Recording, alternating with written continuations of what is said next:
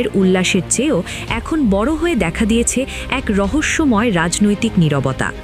বিশেষ করে দলটির ভারপ্রাপ্ত চেয়ারম্যান তারেক রহমানের প্রথম সংবাদ সম্মেলনের পর রাজনৈতিক মহলে প্রশ্ন উঠেছে, বিএনপি কি চিরশত্রু আওয়ামী লীগের প্রতি অস্বাভাবিক সহনশীলতা দেখাচ্ছে? রাজনীতি বিশ্লেষকদের মতে বিএনপির এই নমনীয়তা যদি কৌশল হয় তবে তাকে অবশ্যই সময়াবদ্ধ হতে হবে। কারণ অতীতের অত্যাচার ভুলে যাওয়াকে জনগণ অনেক সময় দুর্বলতা হিসাবে দেখে। ক্ষমতায় যাওয়া আর ক্ষমতা ধরে রাখা এক জিনিস নয়। আওয়ামী লীগ এখন পুনর্গঠনের অপেক্ষায়, আর জামায়াত খুঁজছে শূন্যস্থান।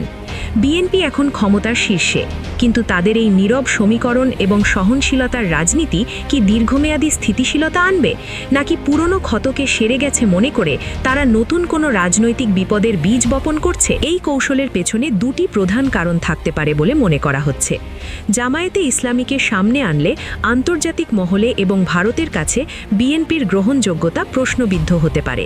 তাই আওয়ামী লীগকে একটি নিয়ন্ত্রিত প্রতিদ্বন্দ্বী হিসাবে টিকিয়ে রেখে জামায়াতের প্রভাব ঠেকানো বিএনপির এক ঢিলে দুই পাখি মারার কৌশল হতে পারে। প্রত্যর্পণ চুক্তির দোহাই দিয়ে তিনি বলটি ঠেলে দিয়েছেন দিল্লির কোর্টে। বিশ্লেষকরা বলছেন, দিল্লি আবেগ নয়, স্বার্থের রাজনীতি করে।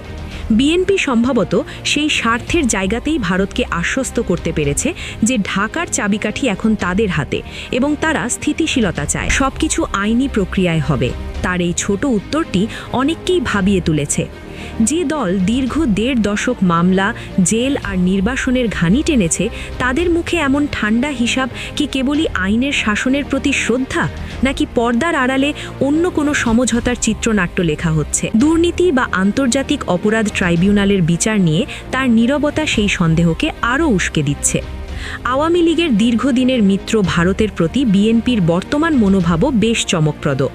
মহাসচিব মির্জা ফখরুল ইসলাম আলমগীরের বক্তব্যেও ছিল সেই আস্থার প্রতিফলন। ভোটের পরপরই পঞ্চগড়ে আওয়ামী লীগের কার্যালয়ের তালা খুলে দেওয়ার ঘটনাটি সামাজিক যোগাযোগ মাধ্যমে ভাইরাল হয়েছে।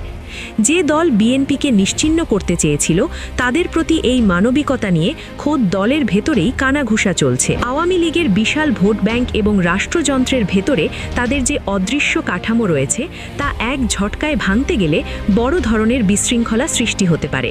তারেক রহমান সম্ভবত সেই ঝুঁকি নিতে চাচ্ছেন না। এটি কি কেবলই উদারতা, নাকি ক্ষমতার মসনদ টিকিয়ে রাখার এক সুদূর প্রসারী কৌশল?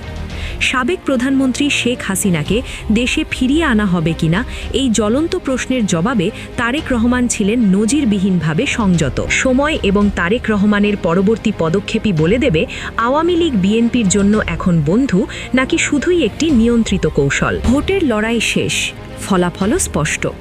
দেশের 2/3 আসনে জয় নিশ্চিত করে রাষ্ট্র পরিচালনার দায়িত্বে ফিরছে বাংলাদেশ জাতীয়তাবাদী দল বিএনপি।